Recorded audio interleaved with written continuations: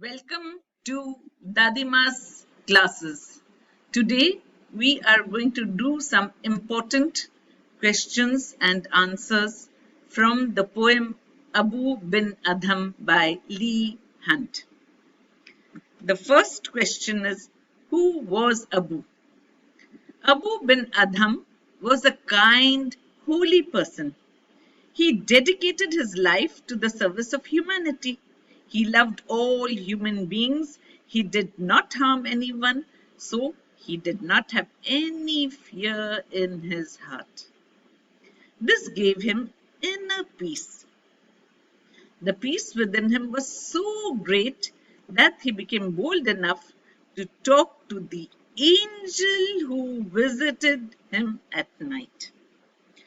Second question, what does the poet mean by saying, "May his tribe increase"? The poet is praying that more and more people would become like Abou. Okay? May people with good qualities of Abou fill the world. Abou is a kind and generous person who loves all human beings. If there are more people like Abou in this world, then the world would have no problem. Love and peace would prevail. This is why the poet Leigh is praying for an increase in the number of people who are like Abou. The poet has great love and respect for Abou. Explain deep dream of peace. Abou woke one night from a deep dream of peace. So what is the meaning of that? Abou loved all human beings. So all human beings also loved him. He never harmed anyone. His conscience was clear. He did not have any worry. This gave him inner peace. So he slept peacefully. His dreams were also peaceful. This means he did not have any nightmares. He enjoyed a sound sleep at night. The poet says that his room was rich and like a lily in bloom because the moonlight was streaming into his room. Explain with reference to the context. Whenever you have reference to the context, this means that you must write the name of the poem and the name of the poet. So first of all, we will say the above line is taken from the poem Abou bin Adhem by Leigh. The moonlight flooding into his room transformed his humble dwelling into a rich, shining, bright room as if it were a pure and fragrant lily in full bloom. His room had been decorated by the moonlight. Why would that have been decorated? To welcome the supernatural visitor. An angel who was performing its heavenly duty of writing in a book of gold. What does the book of gold refer to? The book of gold refers to the golden book, in which the names of those persons are recorded who love their almighty creator. It also records the names of those persons whom the Lord loves and blesses. It is an extremely precious book. What does Abou ask the angel? Abou asks the angel if his name is recorded in the golden book. What does the angel reply? Let us see what the angel replies. The angel replies that his name is not recorded in the golden book. What do the words Abou spoke more low but cheerily still tell us? The above words tell us that the angel's reply did not dishearten him. He has full faith in God. He speaks in a soft, respectful and humble voice as he is about to make an unusual request. Therefore, he speaks in a low voice because he is full of respect. And he is full of cheer also. He speaks cheerily still, cheerfully. He asks the angel to write his name amongst those persons who love their fellow human beings. He is cheerful because he is full of hope. He has no fear. Does the angel obey Abou? Oh yes, the angel obeys Abou. He writes his name in the golden book. He then vanishes from sight. He is an angel, so it vanishes from sight. Just as it appeared suddenly, so also it vanishes into the night. What happens the following night? The following night, the angel reappears. This time, it is the angel who lights up Abou's room. The light is so great, it's dazzling, it's brilliant, that Abou wakes up from his sleep. The angel shows Abou the list of names whom God had blessed because he loves them. Abou's name is on top of the list. He has come first in the list. God has blessed him the most. What is the moral lesson that we learn from the poem Abou bin Adhem?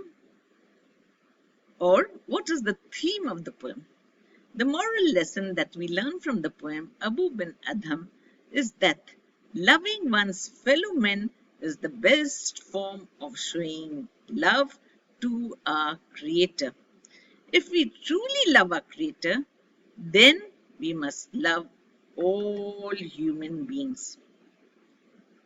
Love is shown not by mere words, but by action. We all have heard the saying, action speaks louder than words. Yes, so it is by our actions that we prove our love for God. Service to humanity is the highest form of showing love to God. If we love the creatures that God has created, if we respect them, that means that we are truly loving God. Anyone who loves God cannot harm humanity. Who spoke the following words and to whom? What writest thou? This is an old form of English which the poet has used to show the spiritual aspect of this poem. So, who spoke these words? Abou bin Adhem speaks these words to the angel in his room. Who spoke the following words and to whom? The names of those who love the Lord. The angel speaks these words to Abou bin Adhem. And is mine one? Abou bin Adhem speaks these words to the angel in his room. Nay, not so. The angel speaks these words to Abou bin Adhem.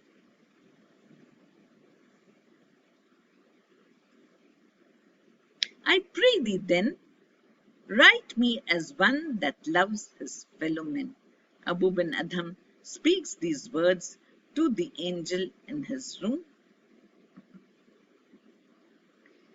This is a poem which has supernatural elements, and because of that it appeals to all of us. So questions for this part is, what are the supernatural elements in the poem Abou bin Adhem, or what is appealing about the poem Abou bin Adhem? Abou bin Adhem was sleeping peacefully. His room was flooded with moonlight. This moonlight transformed his humble room into a well-lit, bright place like a lily in full bloom. It was as if the moon was decorating his room because he was going to have a very special guest. When special people come to your house, you decorate your home very well. So also, the moon had decorated Abou's room to receive the special guest. Who was the special guest? This special nocturnal guest, the guest who visits at night. We know that angels visit at night. was an angel of God. What was it doing? It was busy performing its duty. It was engrossed. It was fully absorbed and concentrating in its work of writing in the heavenly golden book. It was only when Abou spoke to it that it took its eyes away from the golden book and looked up.